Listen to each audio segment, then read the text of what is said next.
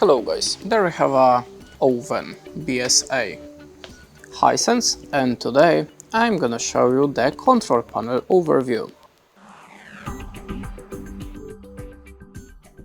So the control panel is located of course here. There we have a trillion button if you want to open the settings or manage the type of the frying. As you can see, we have a lot of options. There we have a remote control icon, and this is a time.